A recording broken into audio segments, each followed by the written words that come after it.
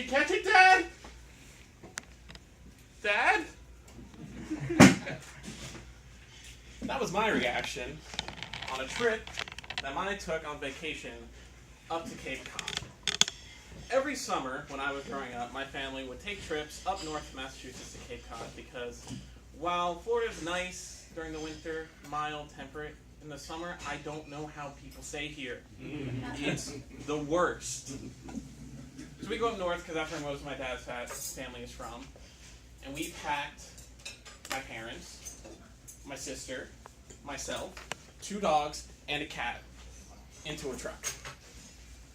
So most of that trip is spent with the back of the bag completely filled and me sitting in the back like this for not an excessively long amount of time, just 14 hours. As we drove from Tampa, Florida, all the way up to Cape Cod, Massachusetts. So you can imagine, as an 11-year-old kid, that you kind of go a little insane every summer and lose a little part of your sanity every single time that happens. So this time, being my 11th time going up, was when I was just excited to be out. I'm like, I gotta go to the beach, I gotta get away from my sister, who's been the most insufferable person within the 2-foot space of me for the last 2 days. Gotta get out. And so I take my bag, throw it inside, start digging around, grab my swim trunks, and I'm like, Dad, let's go fishing. We gotta go right now. And he's like, I got like half a truck here to unpack. I'm like, no, but Dad, I want to go fishing right now. And he's just like, all right. So we go, and thankfully every year, my uncle lends us his sailboat for the time that we're up there. Because he has a spare sailboat that he usually doesn't use. Now this sailboat, for those of you who might not know, I'm going to get a little pedantic here and explain it. This sailboat is called a sunfish. It is the tiniest sailboat you will ever see or know. To give you an idea, the length of a sunfish, not including the rudder, is about 12 feet. Thankfully, for demonstration purposes, my foot is about a foot long.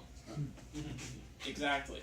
So for 12 feet, we're going to start here. 1, 2, 3, 4, 5, 6, 7, 8, 9, 10, 11, an extra foot over there, 12. So you can fit the entire sunfish in this room, end to end. It's really not that big if you think about it. And the sunfish is a very unique property compared to most sailboats. That's going to be really important to this story. In that, whereas most sailboats, you ride across the waves, doom, doom. But when you're riding across it, it's flat. You got your sail going up this way, your boat's down flat this way, and you're just doing it. Sunfish, given how small it is, it's more like this. When you're going across the waves. Anywhere from like a 10 to 30 degree angle just leaning against the water. I won't go fishing in this, which is insane.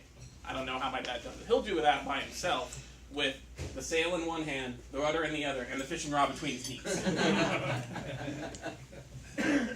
But when I go with him, whenever we're out sailing, I would usually either hold the sail or the rudder until we catch a fish. This time I was holding the sail. So we go out, we're going across the waves. I'm here holding my sail and just like, just bouncing across the waves. It's nice. I'm holding the sail, my dad's got the rudder, and it's just kind of boring. There's a lot of water, but it's peaceful, relaxing compared to the 2 days of chaos that was my life leading up to this moment. So we see nothing but a sea of waves sort of bouncing in the wind until something that breaks the waves over there, something odd, something that's not going with it. We're like, what could it be? Could it be a little buoy? Could it be a piece of litter, because we find that a lot. Could be a dead fish, something else, I don't know, but we're curious, so we go to check. And we go past it, and it's a manatee. Now, being 11, having only lived in Florida at the time for 2 years, it's actually my first time seeing a manatee. And it's really weird because they are extremely rare up north in Massachusetts. Not impossible. Check their map for where they like to go in the winter. They will be there, just really rare. And so we pass it, and we're like, wow. And then we keep going. Forgetting that my dad is holding a fishing rod, which at the end has a very bright pink lure in the water meant to attract things to bite it with no other purpose. So we're going, my dad's sitting there holding the rudder. Here's the fishing rod, going like that. Nowhere. Oh God. The line's starting to pull. My dad's like, oh, I think we got something. He passes me the rudder. I'm like, okay, I can do this. My dad gets in position, and the second he goes to lock the line and start reeling, just boop.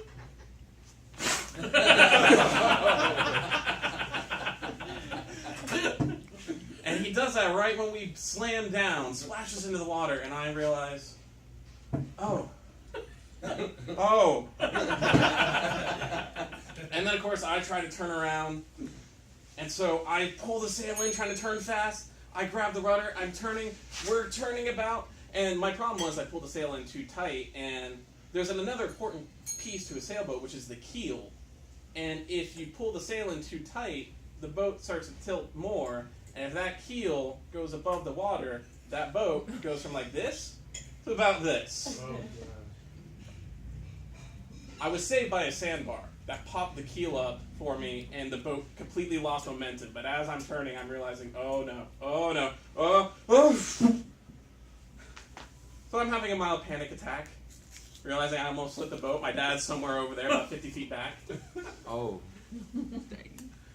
But I do manage to take control. And for the first time, I actually sail the boat by myself over to pick up my dad, and he finds that his fishing rod is snapped and the line's broken. But that is the story of how he caught a manatee while sailing on a sunfish.